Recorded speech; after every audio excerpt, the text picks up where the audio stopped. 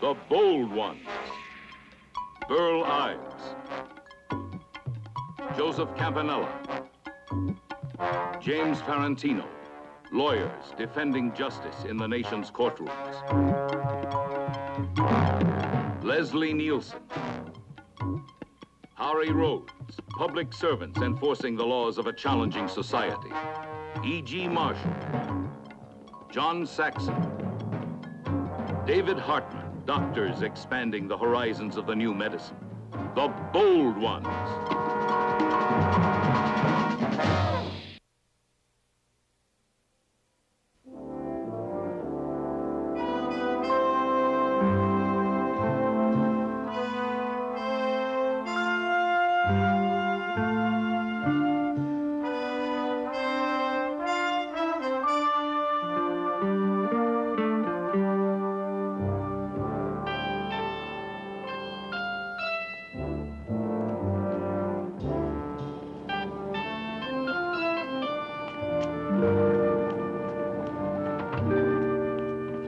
Pretty close.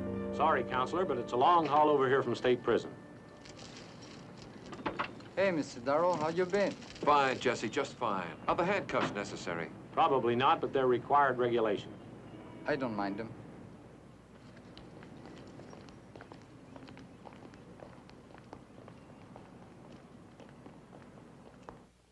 Governor, a 3-year-old child smothered to death in her bed so that her outcries won't alert the parents to the fact that a burglary is being committed.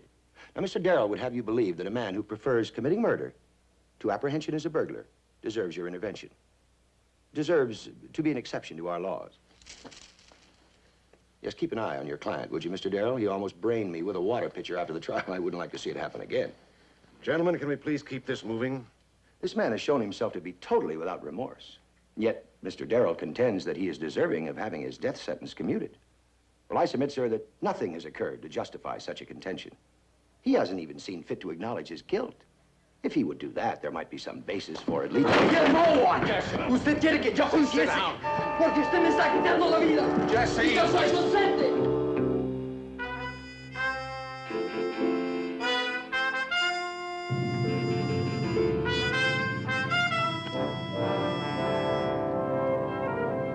Did you have to bait him like that? Oh, come on, Brian. You don't think I really expected him to react like that, do you? The trouble with you, the trouble with both of us is we take our work too seriously. Sam, maybe I ought to get a plane back to California tonight. Listen, Marcy wouldn't let me in the house if I didn't bring you home for dinner. Tell you what, let's make a pact, all right? The subject of Ortega in this hearing is off limits for the evening, and the first one that even mentions it. Okay.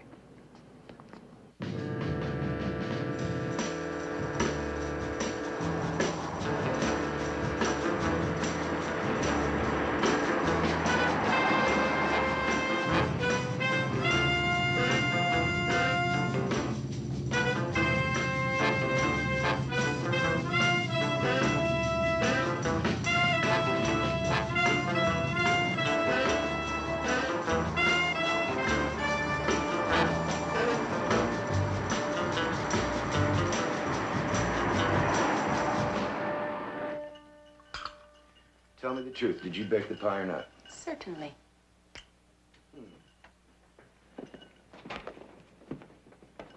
I tell you, I used to think you were an astute fella.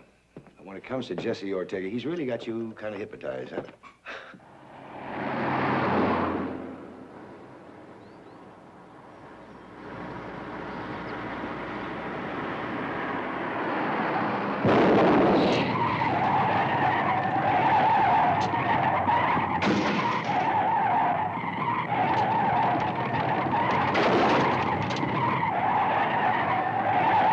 Asked me to take his case in the first place 4 years ago.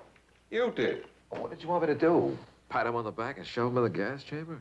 No, I wanted the best defense for him that he could get, and he got it. Well, the way you carry on, you really act like you think he didn't kill the cold girl. I don't believe he killed her.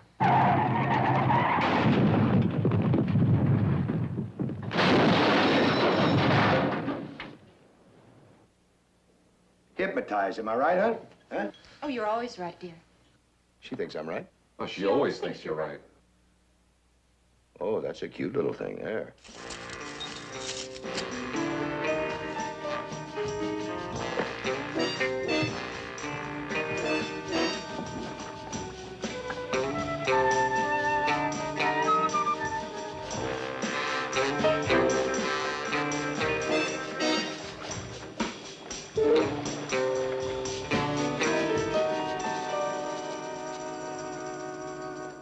I showed you a home movie of Ortega killing the Cole girl, you still wouldn't believe it. Now, why don't you face that he's just a bad kid? I know you hate to be a loser, but this case would be... Darn. This isn't my day.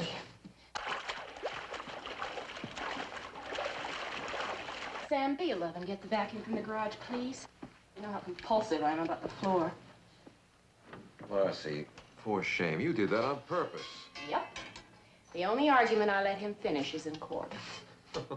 Well, at least you're more subtle now. I can remember the days you used to pour drinks on him. I'm more devious, too. The vacuum's at the fix-it shop. I'd feel sorry for Sam if I wasn't so burned at him. Yes, I know. Maybe even more than burned, huh? Maybe even disappointed in him a little. Oh, come on, Marcy. I know he's got a job to do. And he doesn't like the gas chamber any more than you do. Oh, Marcy, I never said he did. I remember when they first gave him the Ortega case and told him to go for the death penalty. He was miserable. Till he got the notion of asking you to defend. I guess he thought it would be easier for him if he knew that Ortega was getting the best. And even in law school, Sam always thought you were the best. Brian, I think you're just about the closest friend Sam's got. Don't lose that over Jesse Ortega. Please don't. I suppose I just make a little pass at his wife instead. Well, since I seem to be making a career out of being an interfering woman, I think I better get to work and get you married off. How would you like to meet a nice... Fine. Bring him on. The more the merrier. You know me. I can't find the vacuum cleaner in the garage or anywhere else, huh? Oh, never mind, dear. I didn't need it after all.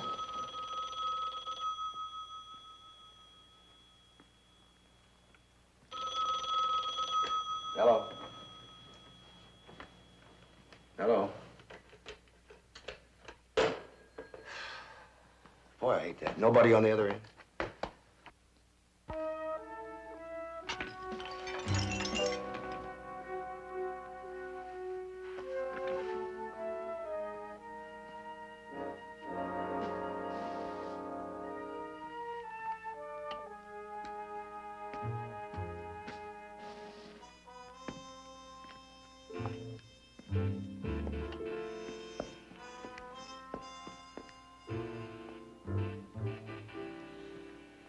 Did you hear that?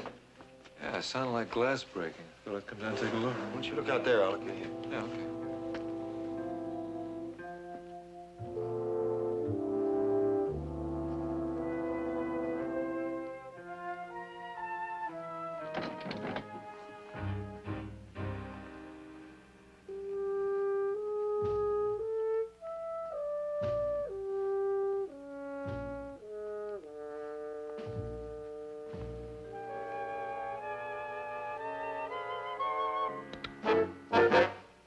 Get in there.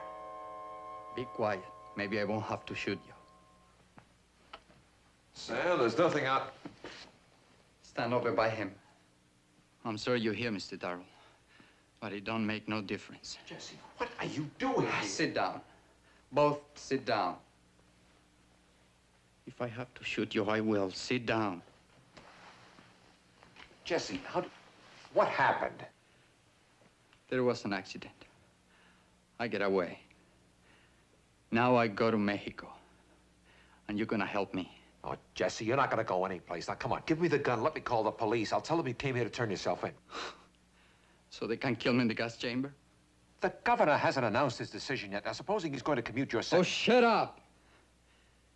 What the governor do, I can see already in his face.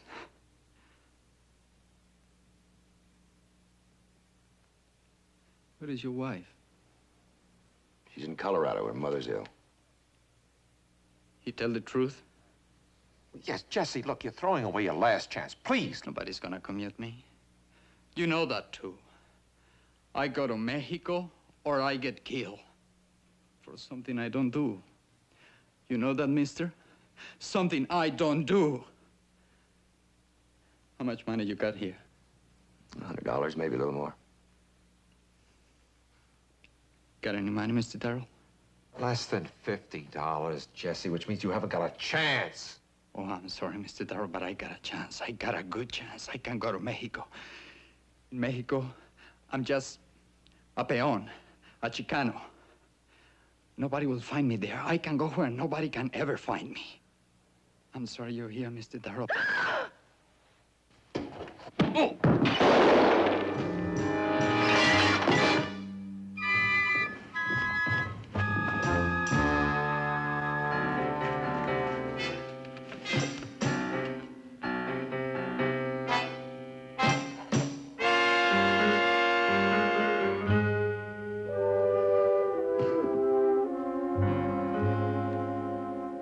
Almighty and most merciful Father, we have left undone those things which we ought to have done, and there is no health in us. But thou, O Lord, have mercy upon us miserable offenders. Spare thou those, O God, who confess their faults. Restore those who are penitent, according to thy promises declared unto mankind in Christ Jesus our Lord. Please, make your peace now. There isn't any more time. That's what you think, baby. Warden, I got one of those last-minute confessions to make. You ain't gonna cool me today. There isn't time now. Well, it just better not be too late because there's another cat you got nailed for one of my jobs. And I'm the only one who can clear him. Sure. Sure, I'll give you 2 minutes. Tell me all about it. Well, you remember the cold kid, right? The cold kid 4 years ago?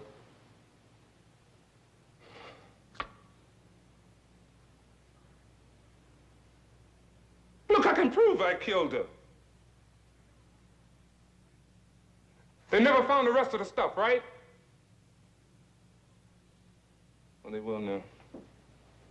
They'll find it now because I can tell you where they can go and dig it up.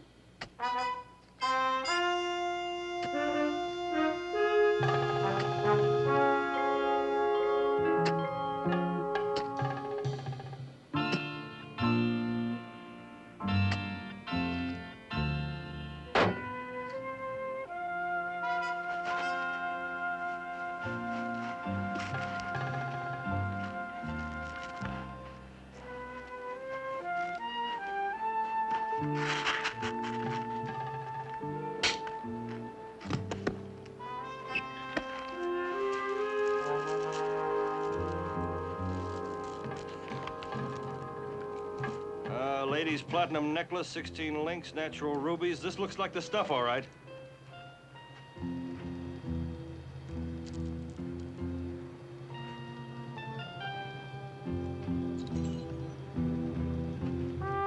Ladies' platinum bracelet, 34 links, Sam! 1-inch width. Sam! Sam, don't take your grief out on Ortega. Sam! Sam, I think I know how you feel about this, but... I don't think you do. Look, I hope you know I'd give anything in the world to be able to change what happened, but I can't, neither can you. Now, what we can do is to make sure a tragic accident doesn't result in another attempt on the life of an innocent man. When your client broke into my house, he committed a felony, and by the laws of this state or any other state, when he killed my wife, he committed murder. Look, there's too much hate in your logic, Sam. Jesse never intended to pull that trigger. It was an accident. That's all. You know that. Look, he murdered my wife. Now, doesn't Marcy count anymore? What about her innocence? Doesn't she deserve to be remembered? I remember Marcy, and I'm not afraid to remember her quality. But I think she deserves something better than to be used by her husband as excuse for a judicial lynching.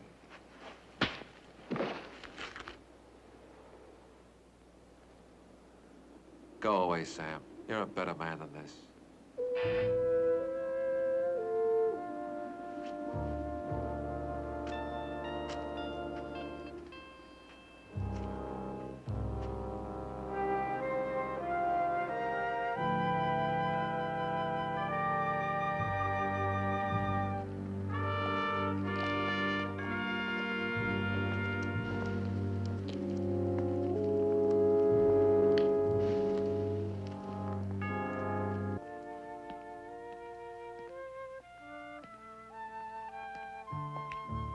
just got your message, Sam. So the chief's going to buy Cleland's confession, huh? Yeah, right down the line.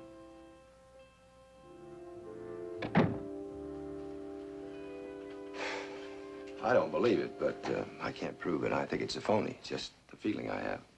I'm afraid we've lost Ortega on the Cole murder. Brian will ask to have the verdict vacated. I don't see how we can oppose it. So I'm going to recommend that we prosecute Ortega for the homicide of Marcia Rand, murder one. No argument from me. But you have something more in mind, haven't you? I promise you, I guarantee that I will keep my feelings as husband totally separate. No, Sam, forget it. You're emotionally involved. You're a key witness. On both counts, we're on very shaky ground. Look, I'll handle this myself. Brian will be a witness, and if I know him, he'll get the court to let him defend. But your situation is different. Charlie, please don't shut me out. I need to stay on this case. What you need is to take a club and beat Ortega to jelly, but you can't. That's the price we pay for civilization. Now, you just have to live with it, Sam. I'll prosecute. You can assist if you want to.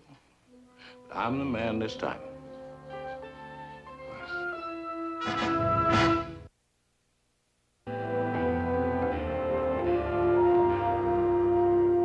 Any threats Jesus Ortega made against Samuel Rand are irrelevant, since he did not deliberately shoot Marcia Rand. It was neither premeditated nor intended, but the accidental result of an attack on Jesus Ortega by Samuel Rand.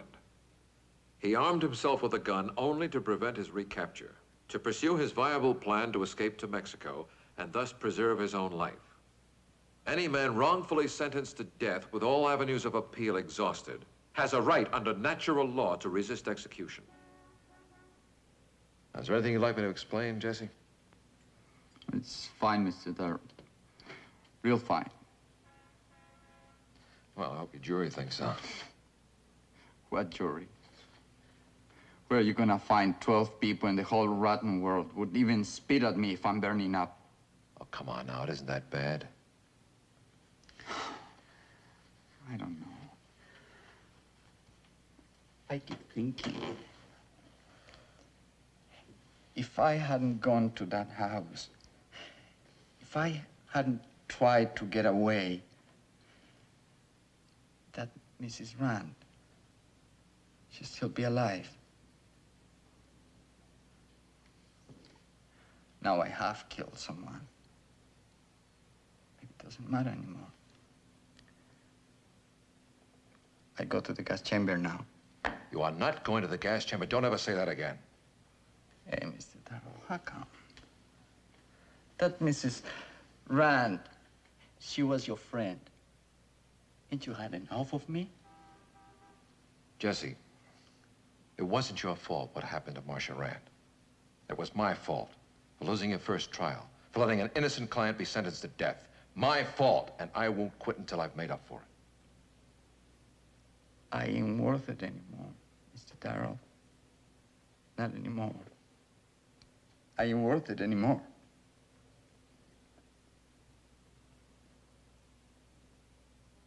All right, I'm coming.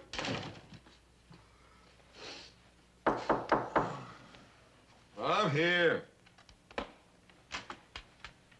Good Lord, Walt. In the flesh. After a terrible flight on that red-eye special. Well, I thought we might have a little chat about the trial tomorrow. I still am a senior member of the firm, ain't I? Or have you and your kid brother made other arrangements behind my back? You flew all the way here for a little chat at 3 in the morning? Well, I'm operating on Pacific time. After all, the law firm usually practices there. It's just the shank of the evening there.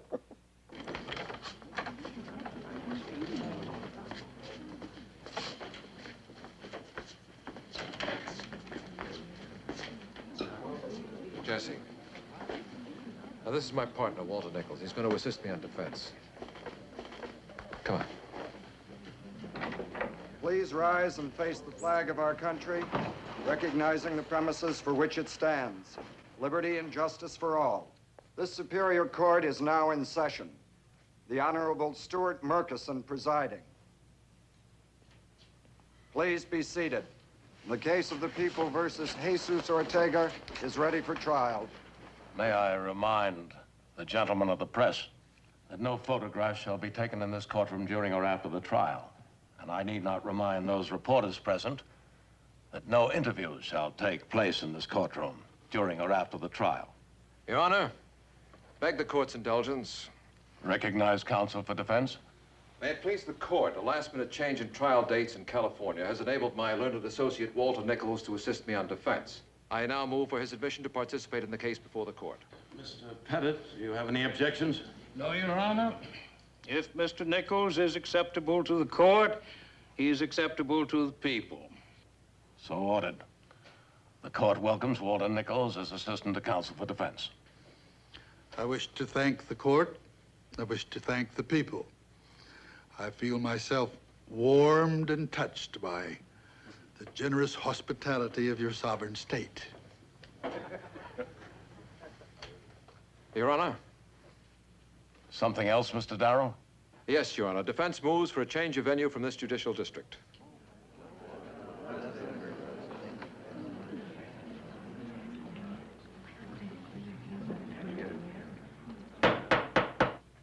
Hatred, rage, and a climate of vigilante lynch law swept this city following the murder of Susan Cole. Its target was the man accused of the crime, my client, Jesus Ortega. Even though we now have irrefutable proof of his innocence of that crime, Jesus Ortega was brought to trial by the people of this city, found guilty by the people of this city, and sentenced to death by the people of this city. Now, 4 years later, cleared of that first murder, Jesus Ortega, tragically involved in another death, is brought to trial again. Now, we believe the problem of finding a fair and impartial jury in these circumstances is impossible. Your Honor, I submit to you now an exhibit in support of this motion. These are the results of a public opinion poll conducted at our request by the Sociology Department of your state university. The scholars who conducted this survey are available to testify if Your Honor so wishes. The conclusions of the study are clear. In the minds of 96.3% of the people who might be impaneled as jurors, Jesus Ortega has already been found guilty. On the same example, I regret to add, more than 92% have already decided they would vote for the death penalty.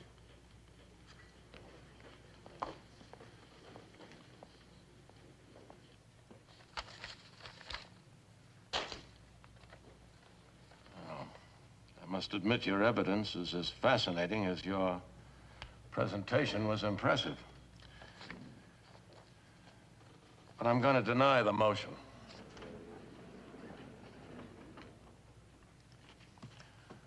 The validity of the results of your poll has not been established.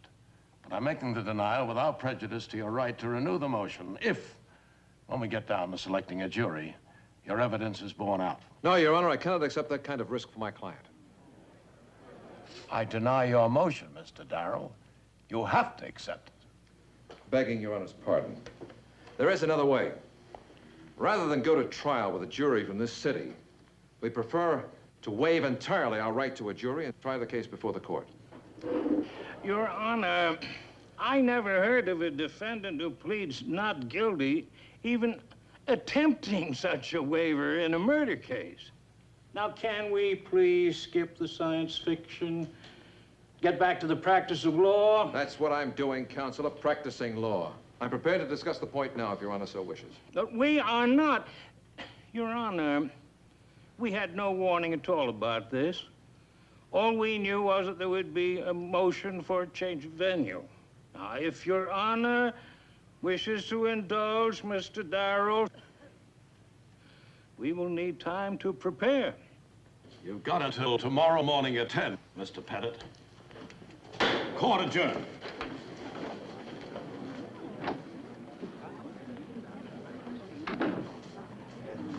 Mr. Pettit isn't the only one you caught with his law down. It looks like His Honor's going to have to burn some midnight oil, too.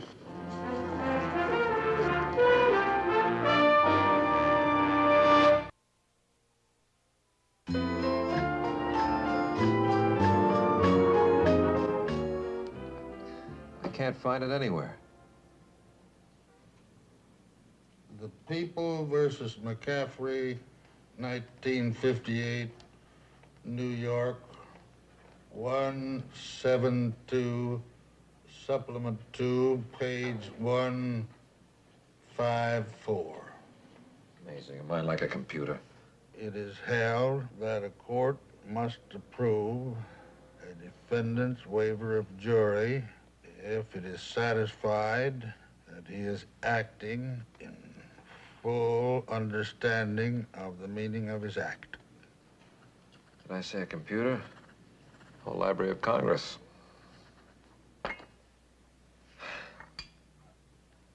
Do you fully understand that your right to trial by jury is considered a very important safeguard of your individual rights? And that by waiving your right to a jury trial, you are discarding one of your most cherished constitutional guarantees? Yes, sir, Your Honor. But if Mr. Darrell says it's okay, then it's okay.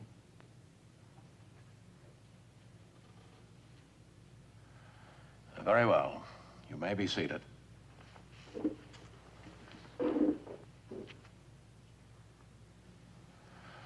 I'm going to permit the waiver, gentlemen. Proceed.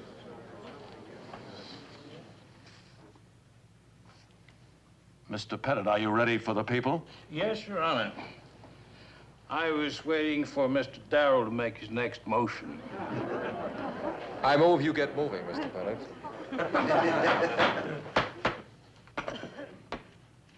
Well, I hope you have that out of your systems, gentlemen. The next time it happens, the court will have the last laugh with a contempt citation. Now, proceed, Mr. Pettit. Jesus Ortega. What a sad, tragic place he has taken in the lives of all of us. He said, I'm going to Mexico, and you're going to help me. What did Ortega say then? He said, if I've got to kill you, I will. Thank you, Mr. Rand. Your witness.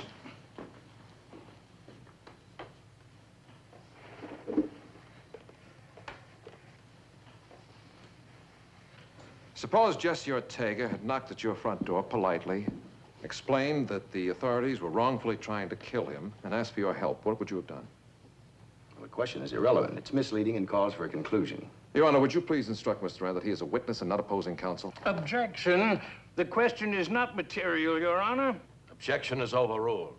The witness will refrain from instructing this court on points of law. Now, you know better than that, Mr. Rand. Yes, sir. Answer the question. I would have called the police. Because you faced a desperate killer. No, because I faced a fugitive. So, that realistically speaking, the only way Jesse Ortega could expect any kind of help from you was by making threats. Is that correct? Yes, it is. And when Jesse did, in fact, threaten you, what was your reaction? Did you see an innocent man driven to desperation? Or did you see a killer? I saw a killer. Mr. Rand, you're saying, aren't you, that you still believe he's guilty of killing Susan Cole? Objection. Your Honor, we are not here to retry that case. Your Honor, the attitude of this witness has colored every particle of his testimony. The question of his prejudice goes to the core of the issue before us. Will you approach the bench, please?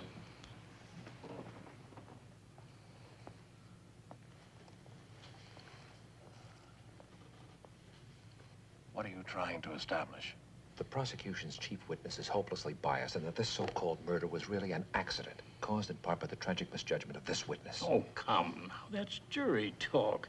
You're not going to impress anyone here. All right.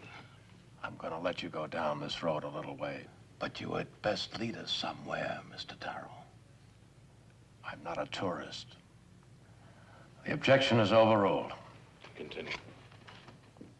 I ask you again. Do you still believe that Jesse Ortega was a murderer on the night he came to your home for help? Yes, I do. Mr. Rand, only a few days ago, his conviction was set aside. Are you saying the court is in error? The state has held that collusion between Ortega and Cleland was possible. I believe they were right. Do you remember the first trial well? It hasn't been easy to forget. Do you remember Jesse describing a car from which he saw someone throw a bag? The bag containing the evidence which led to his conviction? Well, I remember a description of a car, but not the details. He described a 1960 blue four-door sedan with Texas license plates. Does that refresh your memory?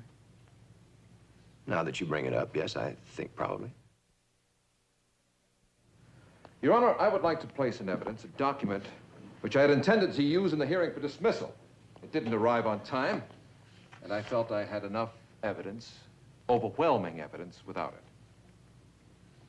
A decision borne out by the court's verdict. Your Honor, I have here a certified copy of a record which arrived yesterday from the state of Texas.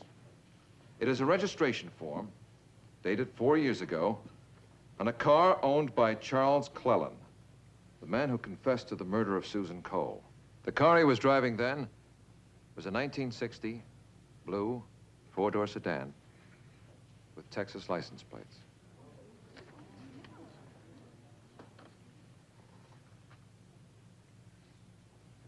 A document accepted and marked as defendant's exhibit next in order. You don't contend the collusion began 4 years ago, do you? No, I don't. I ask you now, if you had admitted that possibility on the night that your wife was killed, might you have acted very differently?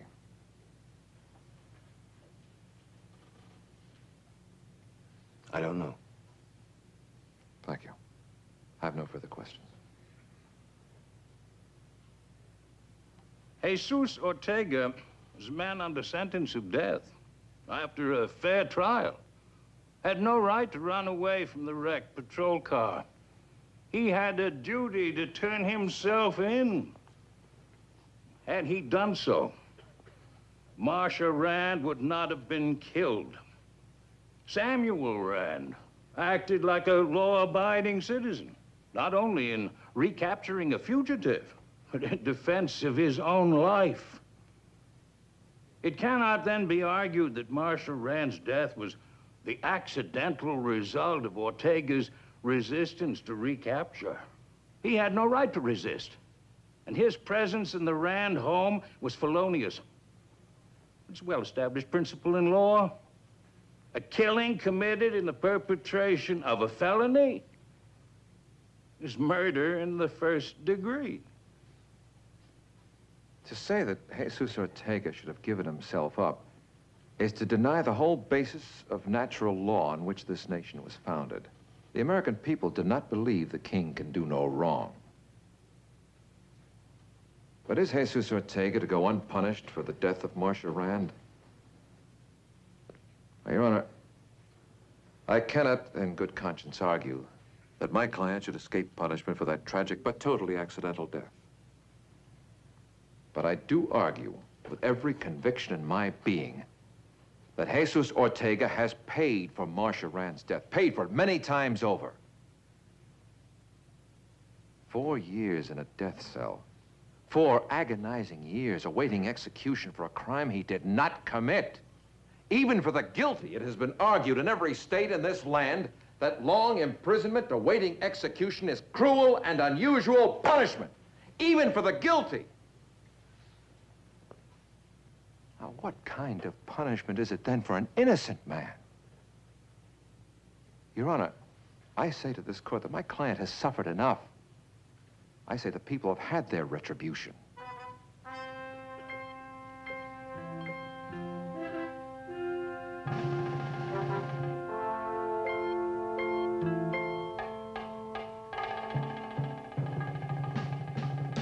Jesus Ortega, please stand.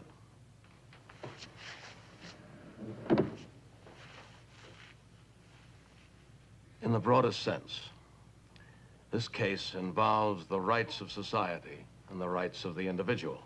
A society has the right to demand that all members obey its laws, and that an individual injured by their application shall resist that application in a lawful manner, because the alternative would be anarchy.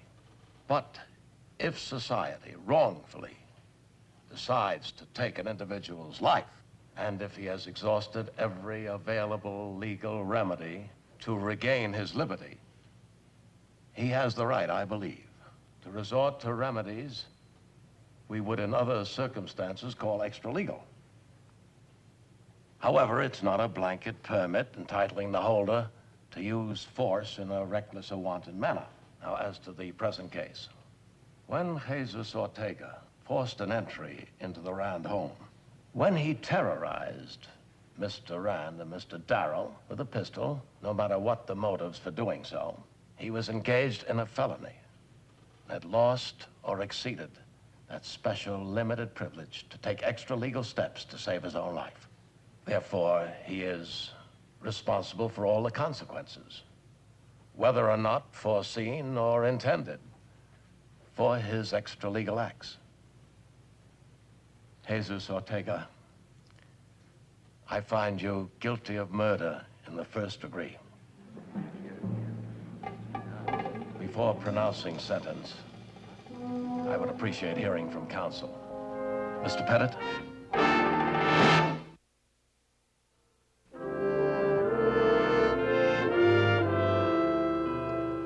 If the court please, Mr. Rand will speak for the people.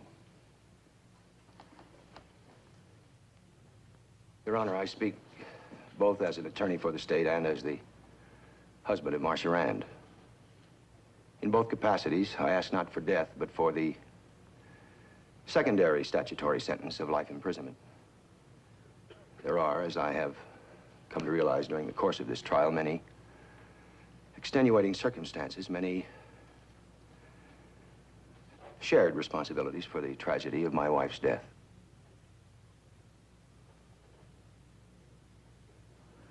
We therefore feel the interests of the people will be fully served by the lesser sentence of life imprisonment. Thank you, Mr. Rand. Jesus Ortega, do you have anything to say before this court pronounces sentence? I don't want to die.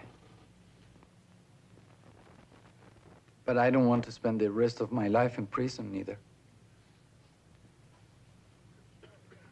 I guess I got nothing to say, Your Honor.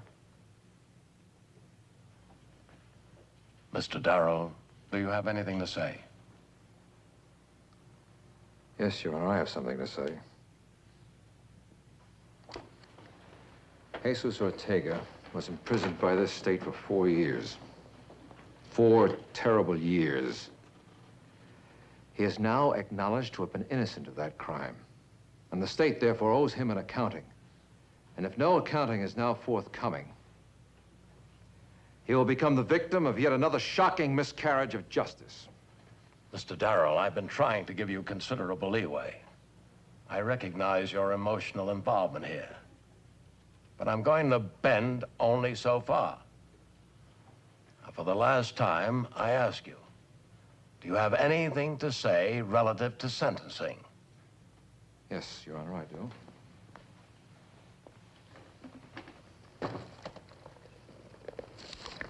I have here the state statute on murder. The jury, before which any person charged with murder shall be tried, shall, if it finds such person guilty thereof, designate by its verdict whether it be murder of the first or second degree.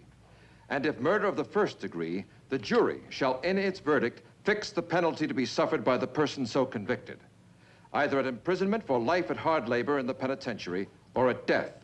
And the court shall thereupon give sentence accordingly.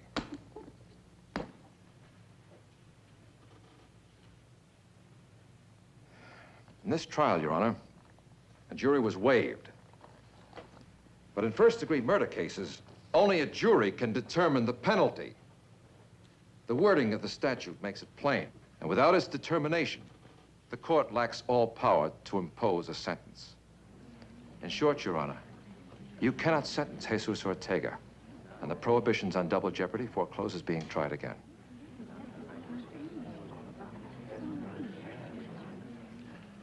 Are you claiming, sir, I have no judicial alternative to setting a convicted murderer free?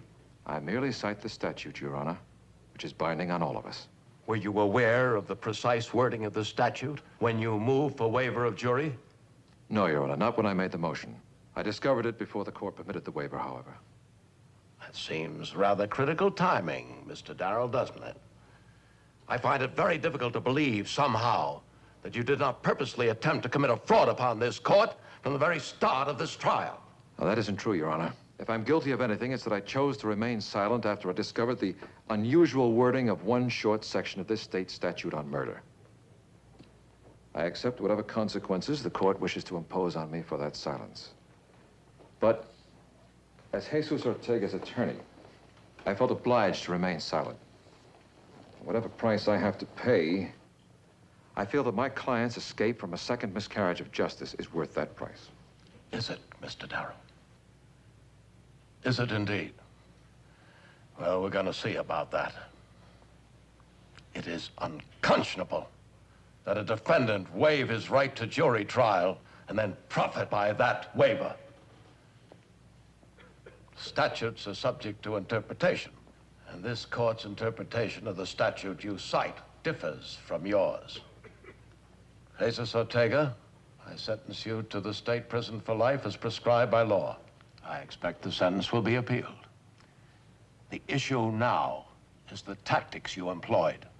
Mr. Darrell, I want you here at 9 o'clock Monday next, and I suggest you appear accompanied by counsel, because the court is going to decide whether to forward to the Bar Association Grievance Committee and the Supreme Court a transcript of today's proceedings with the request that you be disbarred. You will also, at that time, show cause why you should not be held in contempt. Court is adjourned.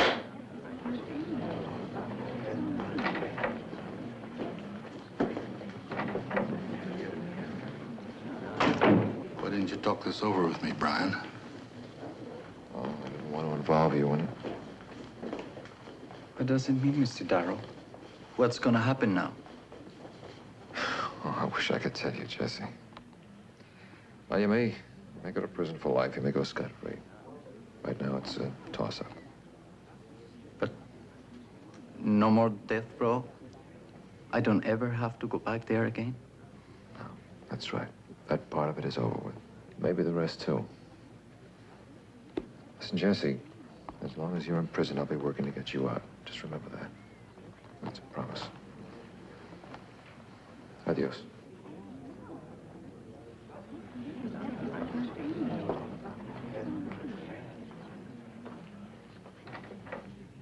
You neglected to tell him that you may be in there with him. Well, I think you'll do it. I think you'll get Ortega off on appeal. I hope so. I don't even know if I'll be practicing law after Monday. Yeah, I think maybe you're going to need an attorney. I'd like the privilege of representing you. It makes good sense to me. Hey, that would mean a lot to me, Sam. Yeah, I'd like you to represent me. Good. That takes a big load off of my mind. I'll leave and let you fellas talk. I don't think you have too much to worry about. I know Murkison. You damaged his ego, but he'll get over it. Well, with you representing me, I think he might.